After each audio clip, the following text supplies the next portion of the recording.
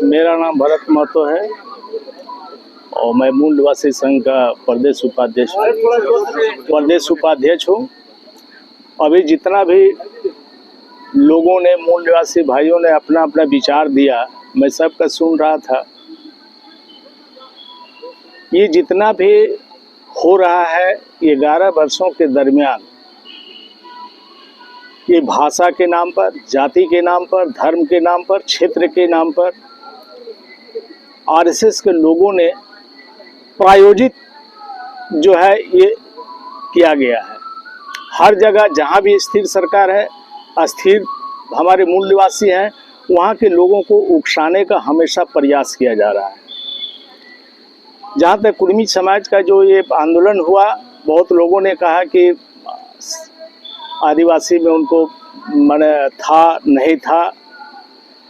मैं एक बड़े विद्वान आदमी के साथ मेरी दोस्ती थी, जो रिटायर्ड टीचर हैं, प्रदेश के सेक्रेटरी रह चुके शिक्षक संघ के। हमने कहा कि सर, इस तरह का आपका जो आंदोलन चल रहा है, क्या इसमें क्या है? बोले मार साहब, 1931 की जनगणना के दौरान इन लोगों ने खुद लिख कर दिया है कि हम एसटी नहीं हैं। ब्राह्मणों ने इन लोगों को बरगलाया कि तुम एसटी क्यों बनोगे, तुम तो ऊंची जाति के हो, तुम अच्छे कुल खानदान के हो। तब इन लोगों ने लिखित रूप से दिया है, जैसा उन्होंने हमको बताया, कि हम लोगों को आदिवासी में नहीं रहना है, हम लोग जो है आदिवासियों से उच्च वर्ग में आते हैं।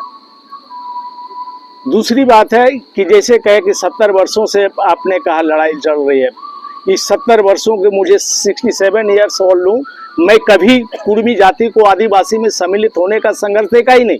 ये 10-11 साल के अंदर ये संघर्ष हो रहा है। जब से भारत में हमारी सरकार जब बनी है आरएसएस की, तब से ये संघर्ष चल रहा है, ये प्रायोजित है। इसके पहले कभी कुर्मी जाति ने आदिवासी बनने का कभी कल्पना ही नहीं किया, न कभी उन्होंने आंदोलन किया। अगर किन्हीं को पता होगा तो वो जानते होंगे, कभी कुर्मी जाति ने एसटी में शामिल होने के लिए आंदोलन नहीं किया। फिर अभी अचानक ये 5-10 साल के अंदर जो संघर्ष चल रहा है, इसके पीछे क्या साजिश है, आप लोगों को, हम लोगों को, सभी बुद्धिजीवी वर्ग को समझना चाहिए, सोचना चाहिए कि किसके इशारे पर ये सारा आंदोलन चल रहा है, इसका फंडिंग कहाँ से आ रहा है। ये सारा फंडिंग आरएसएस के लोग कर रहे हैं, आप लोगों को पता नहीं है तो आप लोग पता कीजिए। जितना खर्च हो रहा है, जितना फंडिंग हो रहा है, सारे सनातनियों का दिया हुआ फंडिंग है। और इस फंडिंग से ये लोग हमारे देश की, हमारे जो ये झारखंड की सरकार है, इसको अस्थिर करने का प्रयास है और हमें जातियों के बीच में बांटने का प्रयास है। ये कुछ नहीं है, ये आंदोलन नहीं है, यह प्रोजेक्टेड आंदोलन है और हम लोग को जातियों में विभक्त करने का, बांटने का प्रयास है और कुछ नहीं है। समाधान बताइए। समाधान बताइए। समाधान यही है कि हमें इस पर एकजुट रहने की जरूरत है। उन लोगों को जो मनसा है उसको हम लोग को पूरा नहीं होने देना है। जितने भी हम लोग एसटी, एससी, ओबीसी भाई हैं, सभी हम लोग एक हैं, एक रहेंगे। यही हम लोग का एकमात्र रास्ता है। किसी के कहने पर, बहकावे पर हमें नहीं आना चाहिए। अगर हम भटक जाएंगे तो फिर हमारा जो है आपस में लड़ाई मणिपुर जैसा यहाँ भी हो जाएगा। हम वैसा नहीं चाहते हैं और उसमें लड़ाई होगी तो कौन मरेंगे, कटेंगे? हमारे एसटी, एससी, ओबीसी के भाई ही कटेंगे, मरेंगे, उनका जान माल की क्षति होगी। इसलिए हम लोग वैसा काम नहीं करें। हम लोग को वैसे बुद्धिजीवी वर्गों के साथ बैठ करके इसके समाधान निकलना चाहिए। और कहाँ तक इन लोगों की सच्चाई है कि हम लोग कुर्मी थे और अभी नहीं है, हमें शामिल करना चाहिए। इस पर वास्तव में जांच करनी चाहिए हमारे लोगों को, तभी करना। सर, आदिवासी का मतलब हुआ, जैसे हम कुछ कुर्मी लोग जो आंदोलन कर रहे थे, उन लोग का कहना था कि भाई आदिवासी मतलब जो आदिकाल से वास कर रहे हैं। अब यहाँ पे एक दूसरा आता है कि भाई अनुसूचित जनजाति, जो संविधान में अनुसूचित जिनको किया गया। अब बात ये होता है, ये लोग उदाहरण देते हैं कि भाई आसाम में जो यहाँ से संथाल मुंडा गए, उनको आदिवासी का दर्जा नहीं मिला, एसटी का, सिविल ट्राइब का दर्जा नहीं मिला। क्या है? क्योंकि उन लोग काम करने गए थे। हम तो यहाँ आदिकाल से रहते आ रहे हैं, हमारा तो, हम तो कहीं से आए नहीं है, हम यहीं के हैं।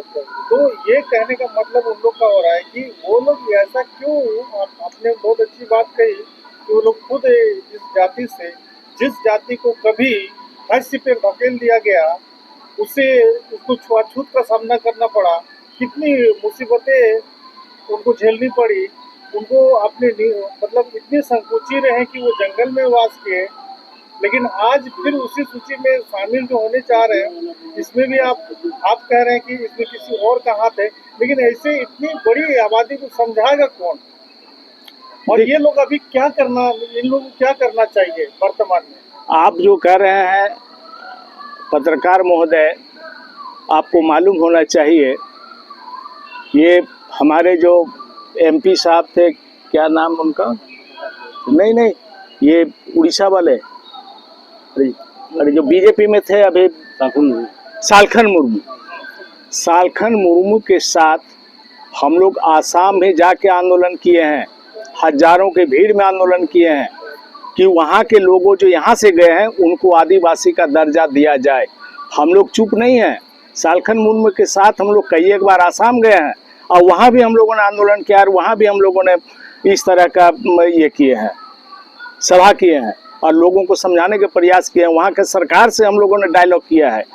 ऐसी बात नहीं है कि हमारे यहाँ इतनी बड़ी आबादी है, सवाल ये है कि यहाँ जो इतनी बड़ी आबादी को समझाएगा कौन? इसका दलित हो रहा है, आंदोलित कर रहा है। हाँ, इसके लिए हमारे जो